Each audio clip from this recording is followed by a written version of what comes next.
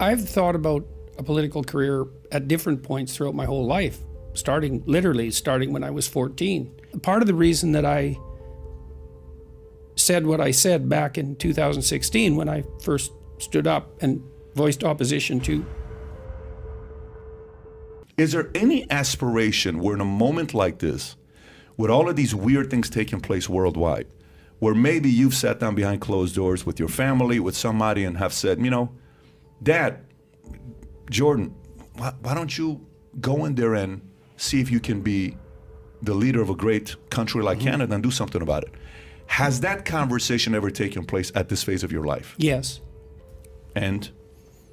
Well, I've thought about a political career at different points throughout my whole life, literally starting when I was 14. In fact, that's what I thought I would do when I was 14.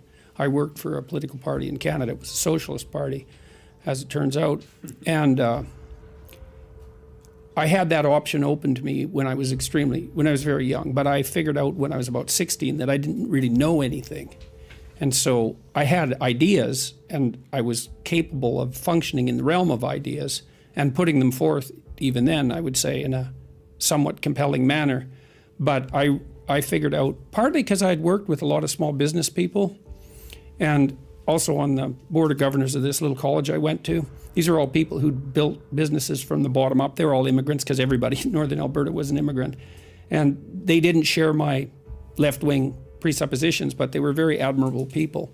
And part of what made them admirable to me wasn't their facility with ideological conceptions. So it wasn't an intellectual attraction, it was a practical attraction.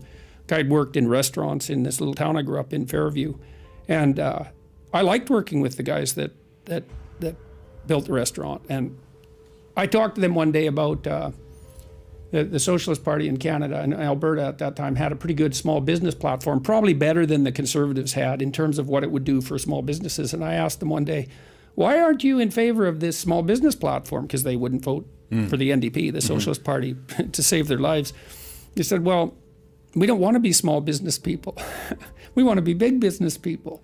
And so I learned then that what a people, comment to make. Well, the guy I worked with, his name was Scotty Kyle, and Scotty was a rough guy. He was about 35. I was about 15 at that time. And Scotty had been an alcoholic, and he had like all his teeth knocked out in fights. And like he was a rough guy, but he was super funny, and he was really smart. And he said to me one day, people don't vote their reality, they vote their dreams. And I thought, hey, man, that's a good phrase. You know, that stuck in my mind for the rest of my life. And so in any case, when I went to college, I went to take political science and literature, and I wanted to go into law school. I wrote the LSAT, and I was set to go to law school. I wanted to take corporate law.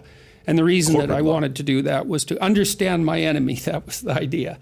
And who was your enemy at that point? Well, I was still when I went, the big corporations, essentially, big corporations, Powerful. you know. Yeah. Wow.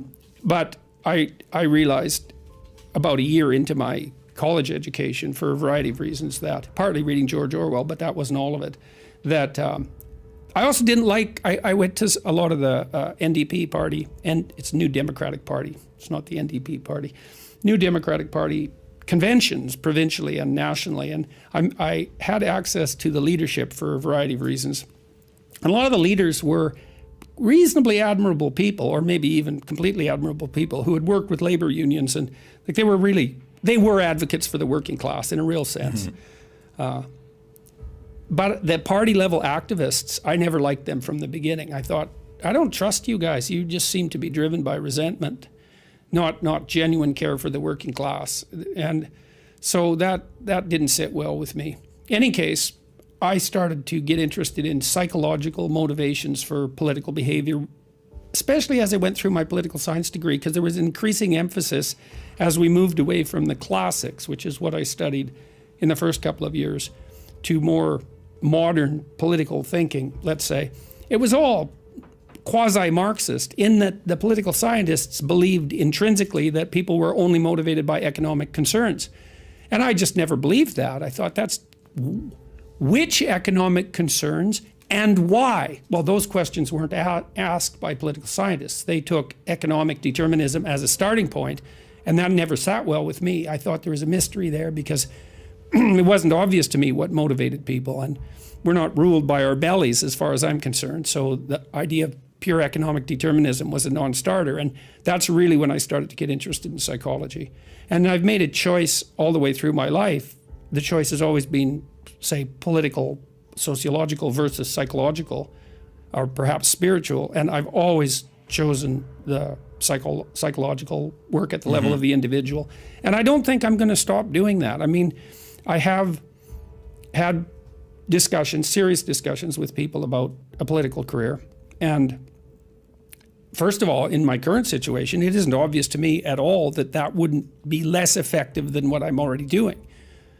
Look, those are hard jobs, and and you get boxed in very quickly, and they're also brutal jobs, and it isn't obvious to me that I have the stomach for it. I don't really like fights. In fact, I don't like them at all. Part of the reason that I said what I said back in 2016 when I first stood up and voiced opposition to what the universities were doing and also what my government was doing was because I could see where that was going.